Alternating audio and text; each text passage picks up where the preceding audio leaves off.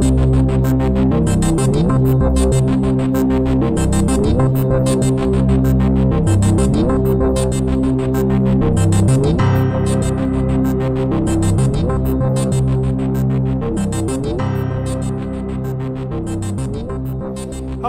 and welcome to the 9th episode of Season 11 of the Dark Money Files, in which we shine a light into a murky world.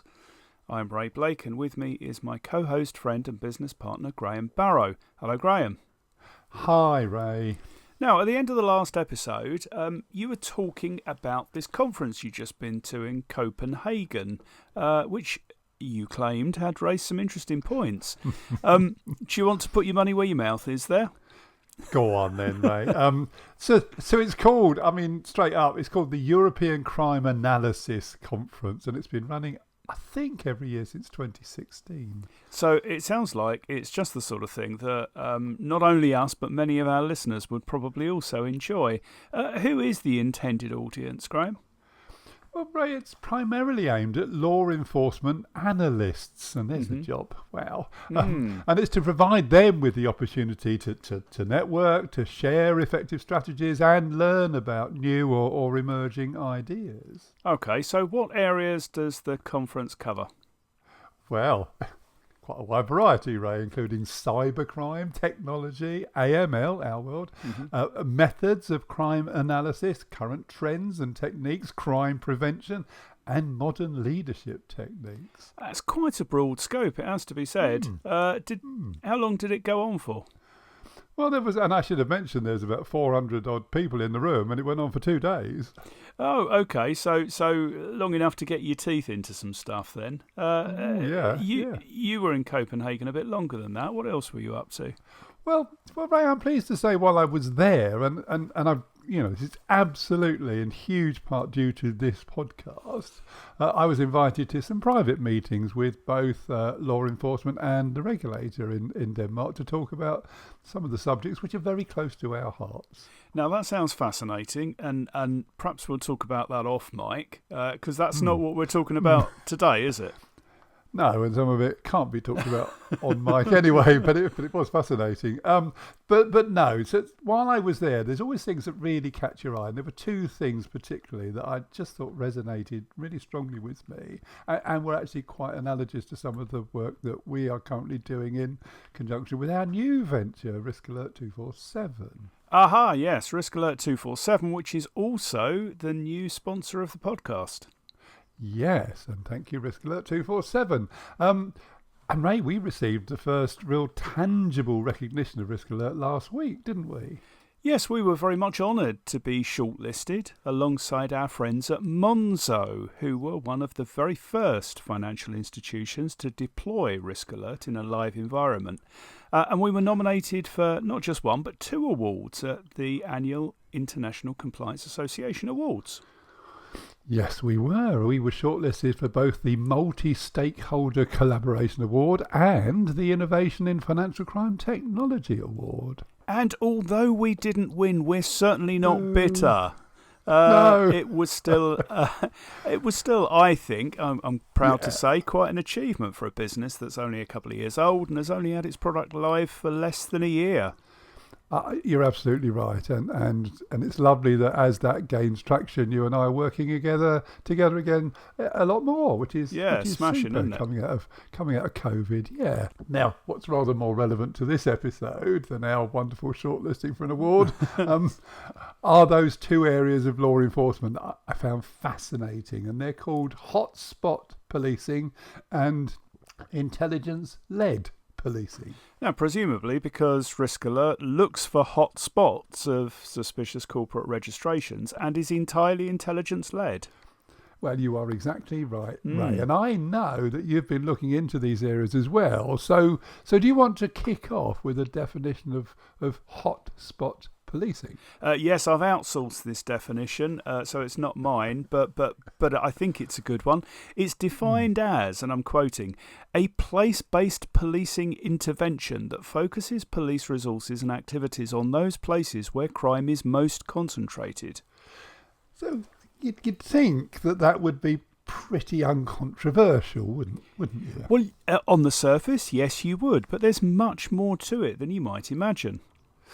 Such as? Well, for a start, the more you divert resources to hotspots, the less resources you have available for the rest of the areas that you police. And that can be problematic when the perception of the public is that there's no police presence in their particular area. Well, that makes sense, actually, yes. What else? Well, then there's how do you define a hotspot, Graham? Is it any crime? Is it a particular crime? And if so, what particular crime are you going to target? Well, absolutely. So we've just talked about the European Crime Analysis Conference. So is there any analysis of this particular issue that we can look at? Well, you'd expect there to be, wouldn't you? And fortunately there is. Earlier this year, the UK government published a report on a specific hotspot project called GRIP. I'm so trying not to make a joke about get a grip, but I've made it now, so that's fine. So that was a very timely report, Ray. So I think you need to tell me some more about it.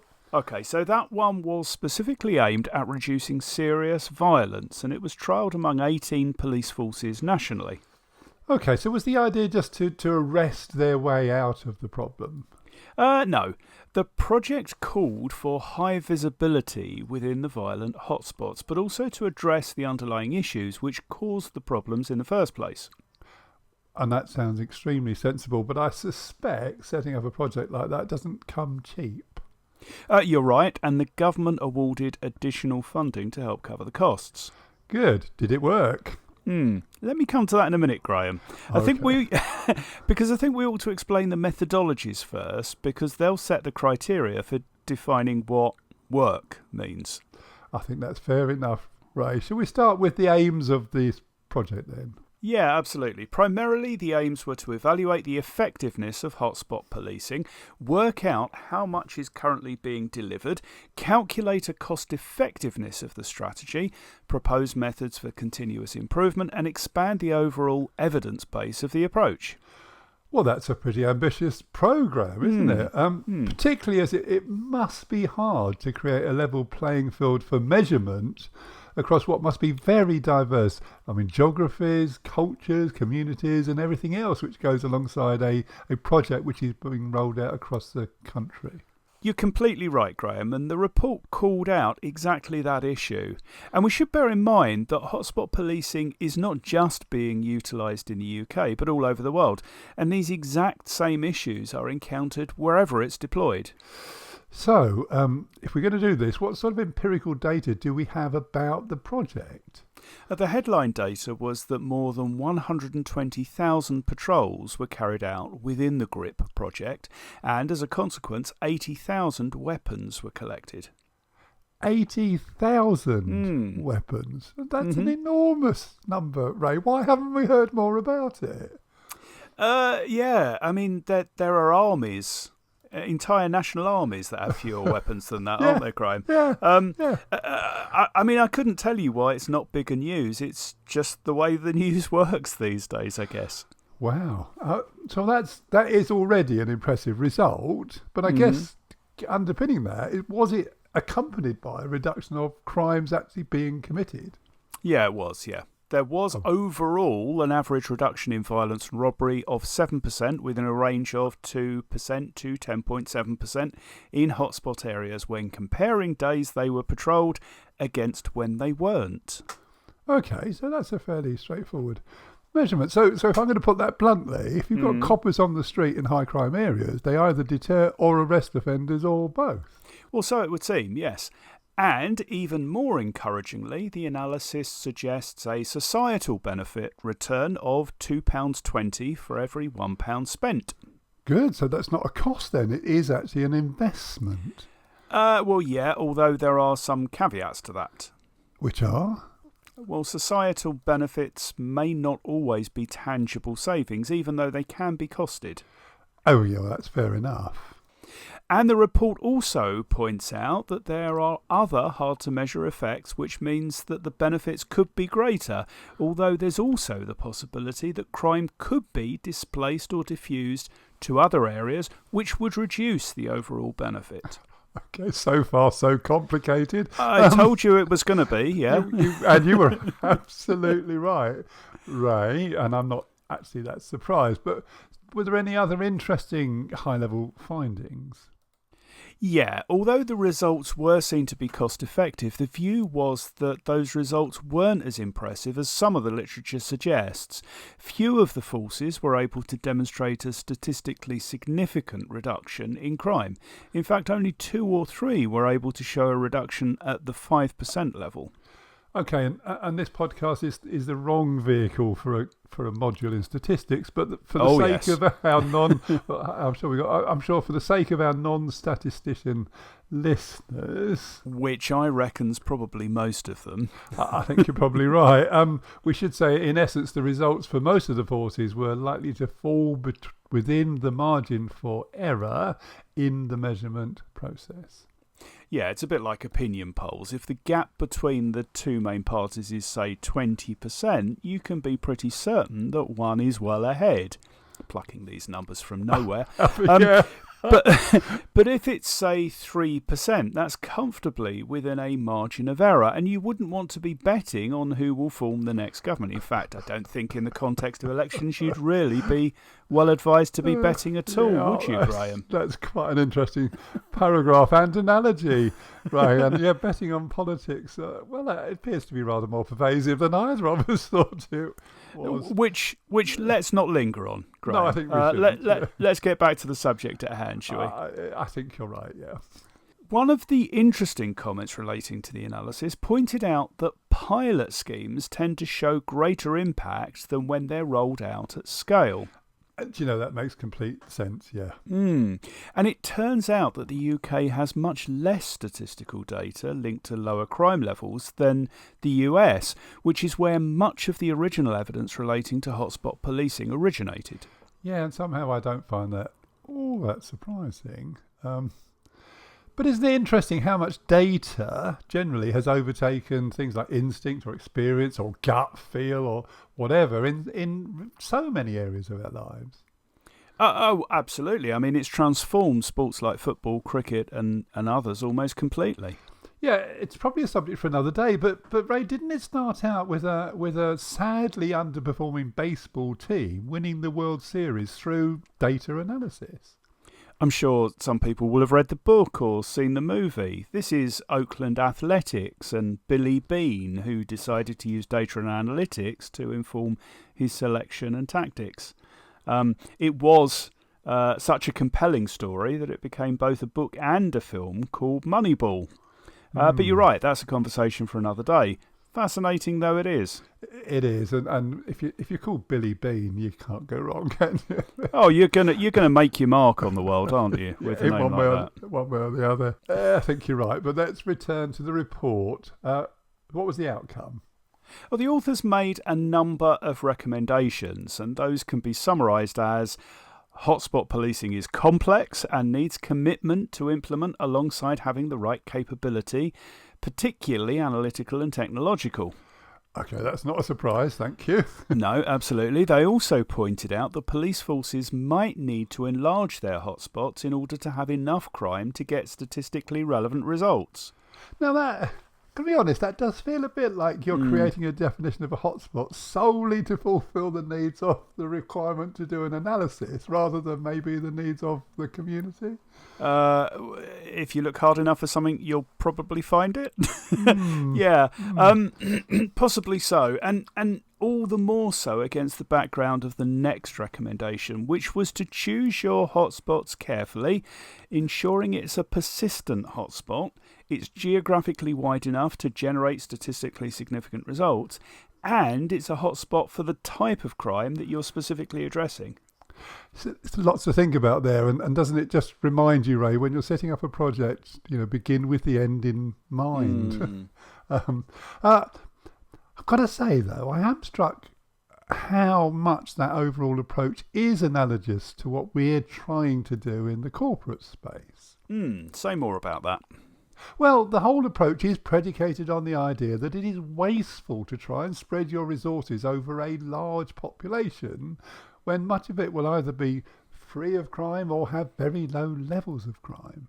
Which is likely to lead to underdeployment of some of your resources and high levels of stress and burnout with others.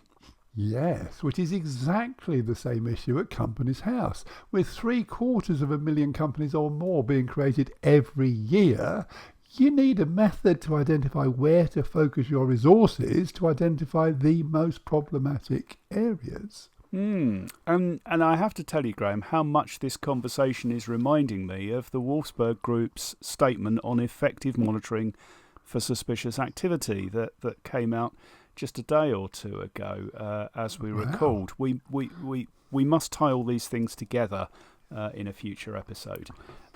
Yeah, and those problematic areas could be geographic, with high concentrations of dubious companies at specific addresses or postcodes. Well, it could be, but it could equally be high concentration of job titles, of industry classification codes, or even statements of capital. And to identify these needs the right capability alongside analytical and technological systems if it's going to achieve that with precision. Well, exactly. Of course, it doesn't mean that dodgy companies can't be formed in low-risk areas or with unique identifiers that won't be replicated at scale, but they will be in the minority. Like crime in non-hotspot areas. It's still going to happen, but it's harder to spot and it's less efficient use of limited resources. Yes, and however, like with hotspot policing, allowance must be made for diffusion or displacement activity. I mean, if criminals start to realise that their existing patterns of incorporations are being monitored effectively and are subject to either proactive prevention of access to financial services or reactive removal from financial services, they might just start doing things differently. Eventually. And that's where the statistical power comes in, as by the time they do that, a huge corpus of data will already exist against which those changes can be measured. And any diffusion or displacement activity can be observed against that statistical profile. I think you are spot on, Ray. Graham, do you know I really enjoyed reading and understanding that report? It goes into a great deal more detail, which if anyone is interested in reading can be found online. And we'll post a link in the notes to this episode along with that Wolfsburg paper. Brilliant. And I think in order to do it justice and also, Ray, to keep to our ethos of bite-sized episodes, I think we're going to have to cover intelligence-led policing now in our next podcast. I'm looking forward to it.